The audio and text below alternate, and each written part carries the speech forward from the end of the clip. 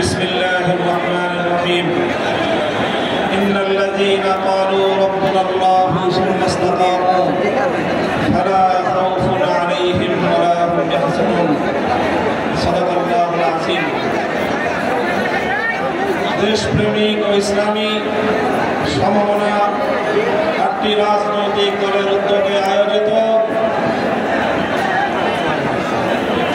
জুলাই সনদ বাস্তবায়নে নির্বাচনের পূর্বে জাতীয় নির্বাচনের পূর্বে গণভোট আয়োজনের দাবি সহ 5 দফা গণদাবিতে আজকের এই জনসমুদ্রে পরিণত সমাবেশে উপস্থিত সংগ্রামী সভাপতি হযরত পীর সাহেব চরমনাই মুফতি সৈয়দ মোহাম্মদ রেজাউল করিম, উপস্থিত আজকের এই গণসমাবেশের উপস্থিত সংগ্রামী প্রধান অতিথি বাংলাদেশ জামায়াতে ইসলামীর মুহতারাম আমির জনাব ডক্টর শফিকুর রহমান সহ জাতীয় নেতৃবৃন্দ, সমবেত 8 দলের নেতা কর্মী ও সংগ্রামী দেশবাসী,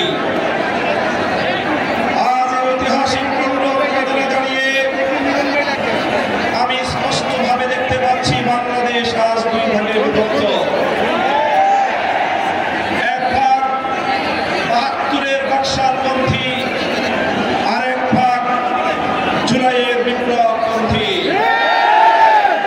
আজ বাংলাদেশের প্রতিটি রাজনৈতিক দল এবং পক্ষের কাছে আমার সুস্পষ্ট জিজ্ঞাসা, সবাই যার যার অবস্থান পরিষ্কার করুন। হয় আপনি জুলাই বিপ্লবের পক্ষপাতী, আর না হয় আপনি 72-এর বাকশালপন্থী।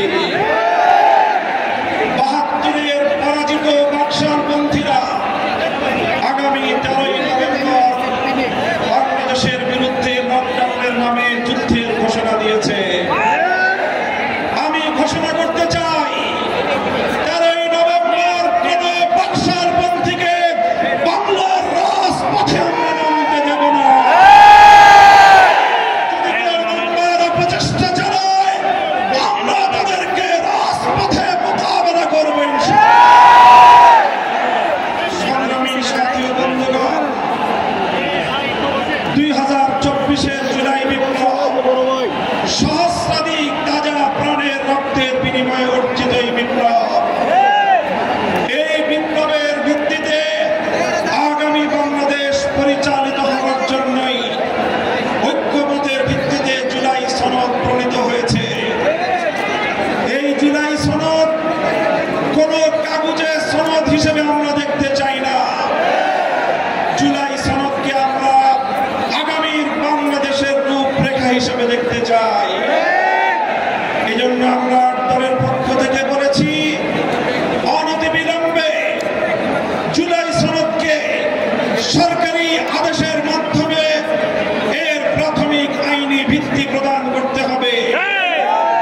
এরপরে আগামী ত্রয়োদশ জাতীয় সংসদ নির্বাচনের পূর্বেই গণভোটের মাধ্যমে জুলাই সনদকে চূড়ান্ত আইনি ভিত্তি প্রদান করতে হবে। এর ব্যত্যয় হলে জুলাই বিপ্লবপন্থীরা বরদাস্ত করবে না, সেটা মানবে না।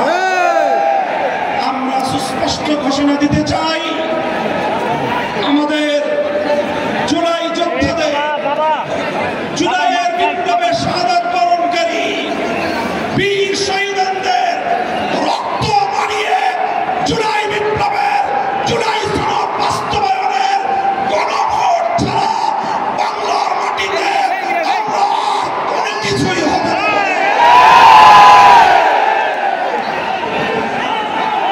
আমি জানি না জাতীয় নির্বাচনের আগে জুলাই সনদ বাস্তবায়নের লক্ষ্যে গণভোট হলে কার কি সমস্যা সেটা আমাদের বুঝে আসে না। আমাদের সমস্যা হলো জুলাই সনদের গণভোট ছাড়া যদি জাতীয় সংসদ নির্বাচন অনুষ্ঠিত হতে থাকে, জাতীয় সংসদ নির্বাচন যদি তফসিল ঘোষণা হয়ে বাস্তবায়িত হয়, অনুষ্ঠিত হয়, সেখানে অনেকগুলো বড় বড় জটিলতার সৃষ্টি সৃষ্টি হবে। তার মধ্যে অন্যতম একটি হলো দ্বিকক্ষ বিশিষ্ট জাতীয় সংসদের উচ্চ কক্ষ কিভাবে গঠিত হবে, কিভাবে রাজনৈতিক দলগুলো তাদের নির্বাচনী ম্যানিফেস্টো তৈরি করবে, জাতির সামনে তারা তাদের উচ্চ কক্ষের 100 সদস্যের তালিকা কিভাবে প্রকাশ করবে, এই সকল বিষয়ের কোনো সদুত্তর তাদের কাছে নাই। যারা জুলাই সনদের গণভোট জাতীয় সংসদ নির্বাচনের আগে অনুষ্ঠানের ক্ষেত্রে বিরোধিতা করছেন, আমরা তাদের সমস্যার কথা জানতে চাই। কোন যুক্তি নাই, কোন যুক্তি নাই। তারা জুলাই সনদের বাস্তবায়নকে ঠেকিয়ে দিয়ে বাংলাদেশে আবার ফ্যাসিবাদ কায়েম করবার ষড়যন্ত্র করছে। পরিষ্কার ঘোষণা করি, রক্ত দিয়ে যেই ফ্যাসিবাদ বিদায় করেছি, প্রয়োজনে আবার রক্তের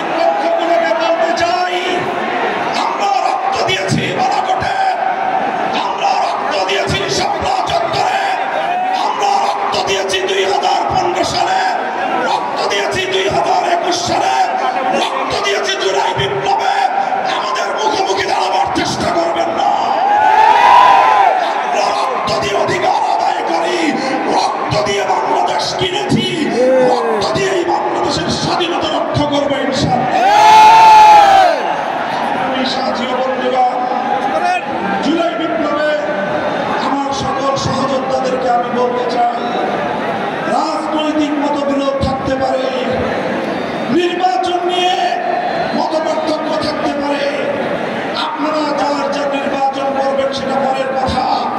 আসুন, যারা জুলাইয়ের বিপ্লবে রাজপথে ছিলেন, জুলাই বিপ্লবের সনদের আইনি ভিত্তি কার্যকর করার জন্য আমরা হাতে হাত রাখি।